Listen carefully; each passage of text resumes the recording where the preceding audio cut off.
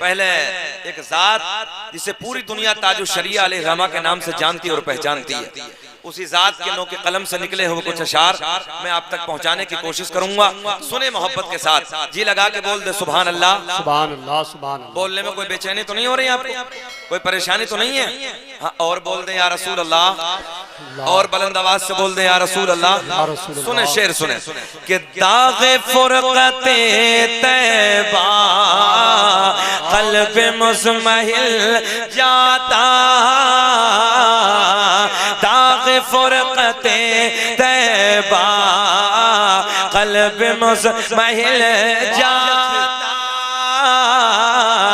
कि दागे फुरक़ते तैबा क़ल्ब मुज़महिल जाता, और काश गुंबदे खज़रा, काश गुंबदे खज़रा अरे देखने को मिल जाता, काश।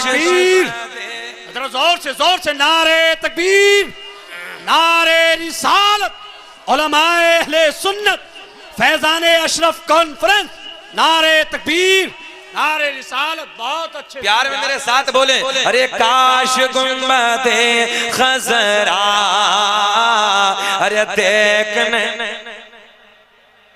आवाज आनी चाहिए मेरे कानों तक, अरे काश गुंबदे खज़रा देख। नौजवानों मैंने देखा है 20-20 हजार के मोबाइल पेंटों में डालने के बाद गली कूचों में गाने तो रोज गाते हो, कभी नबी की महफिल में बैठ के नबी की नात के तराने भी गुनगुनाया करो। मेरे साथ प्यार में बोलो, अरे काश गुंबदे खज़रा देखने को। बहुत अच्छे से पीछे तक आवाज आनी चाहिए, काश गुंबदे खज़रा अरे देखने को मिल जाता, और मेरा दम निकल जाता, अरे उनके आस्ताने पर, कि मेरा दम निकल जाता, अरे उनके आस्ताने पर, कि मेरा दम निकल जाता, अरे उनके आस्ताने पर, और उनके आस्ताने के, उनके आस्ताने के, अरे खाक में मैं मिल जाता, उनके। बहुत अच्छे नारे तकबीर, जोर से नारे रिसालत, मसलके आला हजरत, फैजाने अशरफ कॉन्फ्रेंस, नारे तकबीर, जी लगा के बोले सुभान अल्लाह, कि उनके आस्ताने की, पढ़िए मेरे साथ, अरे उनके आस्ताने की, अरे खाक में मैं मिल जाता। तुम में कितने लोग ऐसे होंगे, मैं जानता हूँ इस इलाके को, तुम में न जाने कितने लोग होंगे जिन मेरे भाइयों ने शहर मदीना देखा होगा, जिन मेरे भाइयों ने हसनैन के नाना का दरबार देखा होगा, ज़हरा के बाबा के मदीने का दीदार किया होगा। सुभान अल्लाह, प्यार में बोलो, अरे काश गुंबदे खज़रा अरे देखने को मिल जाता। तुम में न जाने कितने लोग होंगे जिन लोगों ने हसनैन के नाना का दरबार देखा होगा, ज़हरा के बाबा का मदीना देखा होगा। आओ मैं आपको बताने लगा हूं, नौजवानों में आप तक प्यार के जुमले पहुंचाने, मेरी तरफ देखे मेरी तरफ, मैं आप तक प्यार के जुमले पहुंचाने लगा हूं। मेरे दोस्तों, बैठकर नबी का जलसा सुनने वालों, हसनैन के नाना की प्यारी प्यारी सोनी सोनी बातें सुनने वालों, ये मैं जानता हूं रात के 11:30 बजे है, रात के 11:30 बजे फर्श जमीन पर बैठकर है हसनैन के नाना की प्यारी प्यारी बातें सुनने वालों। अब मैं आपको बताता हूं मेरे दोस्तों, कोई ताजमहल देखता है, ताजमहल की बड़ी तारीफ करता है, कोई लाल किला देख के आता है, बड़ी तारीफ करता है, कोई कश्मीर के झरनों को देखता है, बैठ जाइए बैठ जाइए, कोई कश्मीर के झरनों को देखता है, बड़ी तारीफ करता है, कोई नैनीताल के पहाड़ों को देखता है, बड़ी बड़ी प्लीज प्लीज बाबू प्लीज मेहरबानी फरमाए। कोई नैनीताल के पहाड़ों को देखता है, बड़ी तारीफ करता है, कोई कश्मीर की वादियों को देखता है, बड़ी तारीफ करता है। मगर मेरे दोस्तों, मैंने कहा यार इधर उधर की तारीफ करने वाले, अभी तूने हसनैन के नाना का मदीना देखा ही नहीं। काश अगर शहरे मदीना का दीदार कर लिया होता, आमना के चांद का हंसी दरबार देख लिया होता, तो इधर उधर की तारीफ ना करता, बल्कि बार बार बार बार बार बार यही कहता क्या, अरे काश गुंबदे खजरा, बोले बोले अरे काश गुंबदे खजरा देखने को मिल जाता। और शेर सुने कि मौत लेके आ जाते जिंदगी मदीने में, कि मौत लेके आ जाते अरे जिंदगी मदीने में, कि मौत लेके आ जाती अरे जिंदगी मदीने में, और मौत से गले मिले कर, नारा लगना चाहिए मजमे से नारा, अरे मौत से गले मिले कर अरे जिंदगी में मिल जाता। बहुत अच्छे बहुत अच्छे। नारे तकबीर, दोनों हाथों को उठाकर नारे तकबीर, नारे रिसालत, उलमाए अहले सुन्नत मसलके आला हजरत फैजाने अशरफ कॉन्फ्रेंस, नारे तकबीर, नारे रिसालत। माशाअल्लाह, अल्लाह सलामत रखे। जिन जवानों ने नारा लगाया उनके लिए जलसा सजाया, सबके लिए ये नारा या रसूल अल्लाह लगाना हम न छोड़ेंगे, कि ये नारा या रसूल अल्लाह लगाना, बोल के दिखाओ ये नारा या रसूल अल्लाह लगाना हम न छोड़ेंगे, और नबी के इश्क में जलसे कराना हम न छोड़े। बहुत अच्छे।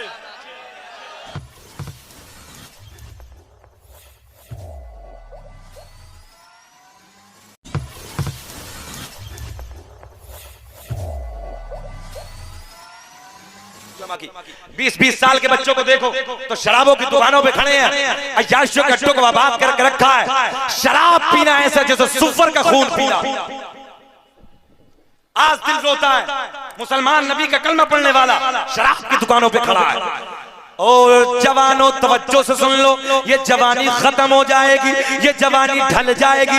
ये सेब जैसे गाल, ये सेब जैसे गालों पे झुर्रियां पड़ जाएंगी, ये मोटी मोटी हिरनी जैसी आंखें छोटी पड़ जाएंगी, ये रेशम जैसे बालों में गुच्छे पड़ जाएंगे।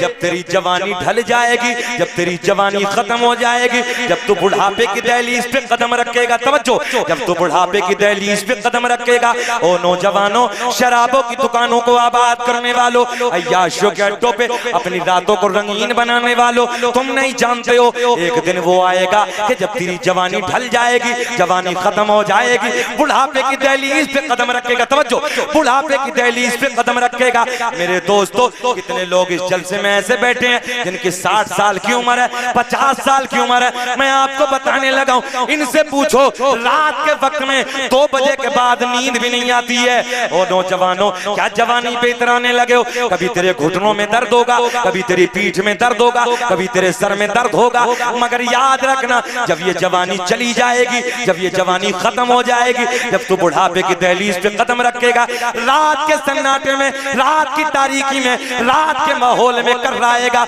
आह आह की आवाजें आएंगी, अल्लाह की बारगाह में दुआ करेगा, रब्बे करीम 1 मिनट के लिए तो जवानी पलटा दे, 1 मिनट के लिए तो जवानी लौटा दे। मगर नौजवानों, याद रखना, दुआ करते करते मर जाओगे, मगर 1 सेकंड के लिए भी जवानी वापस आने वाली नहीं है। बेशक आएगी क्या? आएगी जवानी? एक सेकंड के लिए भी ये जवानी वापस आने वाली नहीं है। किस चीज पे घमंड है, किस चीज पे तकब्बुर है? आज तुम्हें पता नहीं है दुनिया कितनी आगे चली जा रही है। कहां हो तुम लोग? आज नौजवानों को देखो मोबाइल में हर वक्त लगा पड़ा, मोबाइल के अलावा पता ही नहीं। लोग कुरान पढ़ रहे हैं, कुरान की एक एक आयत पे लोग रिसर्च कर रहे हैं। तवज्जो से जुमले सुने, कुरान की एक एक आयत पर रिसर्च हो रहा है। दुनिया कहां से कहां चली जा रही है। ये माइक है, कभी बैठ के नौजवानों रिसर्च किया इस पे तुमने? ये कैसे तैयार हुआ? नहीं। 9222 फ्लाइट हर वक्त आसमान में प्रवास करती है। कभी तुमने एहसास किया कि ये एक दूसरे से क्यों नहीं टकराती? आज भी मुझे पटना एयरपोर्ट की वो बात याद है। तवज्जो से जुमले सुने, नौजवानों दर्द होता है, आज तकलीफ होती है। आज भी मुझे पटना एयरपोर्ट में ऐसा लगता है जैसे मेरे सामने अभी अभी गुजरा। मैं एयरपोर्ट में जब अंदर दाखिल हुआ, फ्लाइट में जब अंदर गया, तो मेरे पीछे से पायलट बैग थामे हुए आ रहे। मुझे देखा और देखने के बाद तुरंत कहा अस्सलाम वालेकुम। मेरे चेहरे पे मुस्कुराहट। मैंने कहा वालेकुम सलाम। नेम प्लेट पे नाम देखा, नाम लिखा था फरहान खान। यार सीना चौड़ा हो गया, सीना चौड़ा हो गया। मैंने कहा सर क्या दिल्ली लेके आप ही चलेंगे? बोले अल्हम्दुलिल्लाह मैं ही लेके जाऊंगा।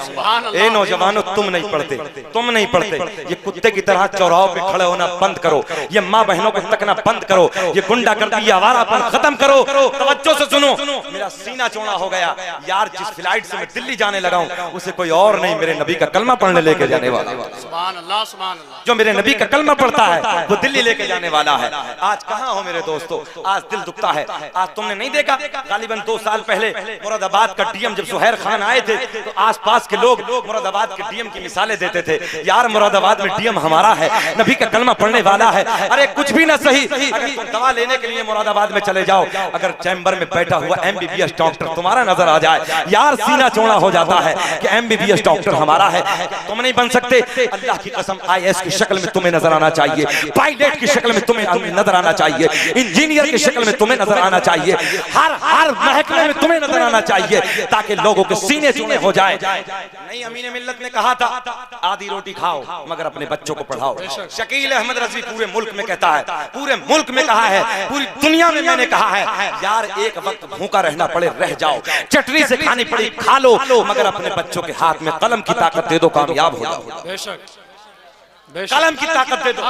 और सुनो, आज एक ऐलान कर रहा हूं यहां से मिंबर नूर पे, मेरे बड़े उलमा जलवाबार हैं, शकील अहमद रज़वी इसी स्टेज पे कह के जा रहा, अगर आज भी कोई मुरादाबाद मंडल में ये कदम उठाए कि ऐसी यूनिवर्सिटी को बनाए, ऐसा मदरसा बनाए, ऐसा कोई शक्ल में बड़ा इदारा बनाए कि जिसमें बैठकर हमारे बच्चे आलिम बने, हाफिज बने, कारी बने, मुफ्ती बने, और वही बच्चा बैठकर फोन पे रिसर्च करता हुआ नजर आए, तो शकील अहमद रज़वी 1 से 1 लाख रुपए देने के लिए उस मदरसे के लिए तैयार। नारे तकबीर, नारे रिसालत।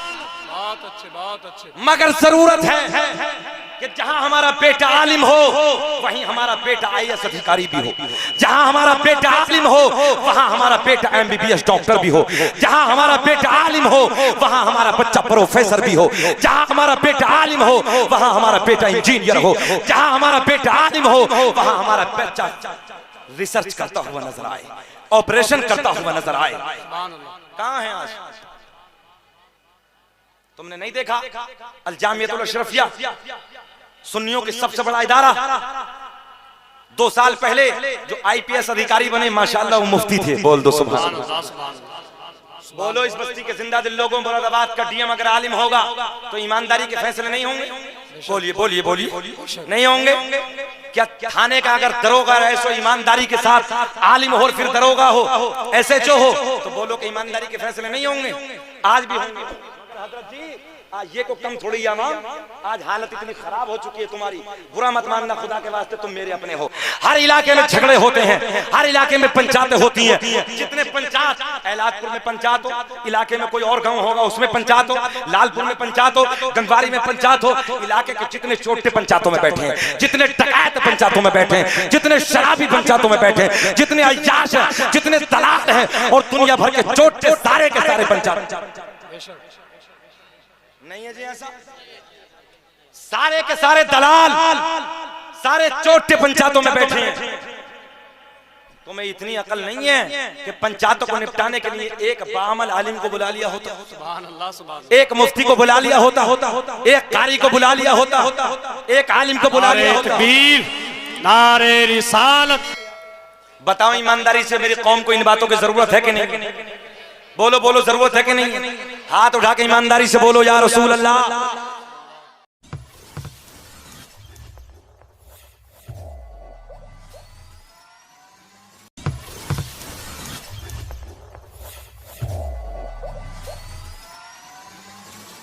मैं अपनी बेटियों से ना, जितनी मेरी बेटी इधर बैठी, मेरी बहनें बैठी हैं, मैं हाथ जोड़ के अर्ज कर रहा हूं, अल्लाह के वास्ते ना रहम करो थोड़ा सा। आज ना अजीब अजीब रंग हमारी बहनों का नजर आने लगा। मेरी बहनें हैं, मेरी बेटियां हैं, मैं भी बेटी वाला हूं, मेरे भी बेटी है यार। ये बेटी ना बड़ी प्यारी होती है मेरे दोस्त। अगर जो मेरी बहनें मुझे देख रही है ना, इधर बैठी है ना, तवज्जो से सुन लो। मैं हाथ जोड़ के अपनी बहनों से अर्ज करने लगा हूं, अल्लाह के वास्ते ये जो चुंडा है ना ऊपर, जो ऊंट की कोहान की तरह नजर आता है, इसे मत बांधा कर। इससे इंसान गलत राह की तरफ चला जाता है। बस इशारों इशारों में समझ। अल्लामा ग़ज़ाली रहमतुल्लाह तआला ने बहुत पहले इसे बता दिया था कि क़यामत की निशानियों में एक निशानी मत बांधा करो और अपने घरों में जाकर समझाओ। इधर तो अफरा तफरी का माहौल है अल्लाह के वास्ते, मगर मेरे दोस्त तुम समझाया करो। घरों में ना कल क़यामत के दिन 3 लोगों को घसीट के जहन्नम में डाला जाएगा। हदीस है। कितने लोगों को? बोले कितने लोग? मेरे आका ऐलान फरमाते हैं 3 लोगों को जहन्नम में घसीट के डाला जाएगा। नंबर 1 वो बाप कि जिन बापों ने अपनी बेटियों पे कंट्रोल नहीं किया, बेपर्दा रखी, मार्केटों में घुमाई। तवज्जो से सुन लो, बेटी तो जाएगी, मगर अल्लाह के नबी ऐलान फरमाते हैं उस बाप को अल्लाह हुक्म फरमाए, उस बाप के लिए अल्लाह फरिश्तों को हुक्म फरमाएगा, ओ फरिश्तों पकड़ लो इस बाप को और मुंह के बल घसीटते हुए जहन्नम में डाल। वो जवान भाई जिसके अंदर ये ताकत थी और उसकी बहन बेपर्दा रही, मार्केटों में घूमी, अल्लाह ऐलान फरमाएगा पकड़ो इन भाइयों को और फरिश्तों घसीटते हुए मुंह के बल जहन्नम में डाल। आ जाओ तवज्जो है। नंबर 3 वो शोहर के जिन्होंने अपनी बीवियों पे कंट्रोल नहीं किया। मेरे नबी ऐलान फरमाते हैं अल्लाह ऐलान फरमाएगा पकड़ो इन्हें और पकड़ के मुंह के बल घसीटते हुए जहन्नम में डाल दो। कितने गए? कितने गए? बचा कौन? बोलो 3 में बचा कौन है? मुझे ये बता दो। शोहर भी गया, भाई भी गया और बाबा भी गया। अब जरूरत है कि पकड़े जाओ, कंट्रोल करो। अच्छा एक झगड़ा पूरी दुनिया में आम है, एक झगड़ा तो पूरी दुनिया में आम है। सुने बड़ी टेक्निकल बात आपको दे रहा हूँ, जहन जिन में जो मेरी माँ बहनें शांति के माहौल में बैठी वो सुने, और जो नहीं सुननी तो आप कंट्रोल कराएं। सुने कौन सा झगड़ा? पूरी दुनिया में एक झगड़ा है जिसे सास और बहू का झगड़ा कहते हैं। तवज्जो है, पूरा फोकस मेरी तरफ, कोई नहीं आने लगा यार, कोई नहीं आ रहा, मेरी तरफ देखो, मेरी तरफ देखो। सास और बहू का झगड़ा, काहे का झगड़ा? इधर देखोगे कि मेरी तरफ देखोगे? खत्म कर ले तकरीर, सुने तवज्जो के साथ। कौन सा झगड़ा? हर बीवी वफादार अपने शोहर से प्यार करती है, गद्दार का कोई जिक्र नहीं है। गद्दार तो गर्दनें भी कटवा रही, उनका कोई लेना देना नहीं है, मगर वफादार बीवी अपने शोहर से प्यार करती है। तवज्जो है, अपने शोहर से मोहब्बत करती है। हर वफादार बीवी अपने शोहर से प्यार करती है और प्यार की फितरत है ऐबों को छुपा लेना। प्यार की फितरत ऐबों को छुपा लेना, ऐब पे पर्दा डालना।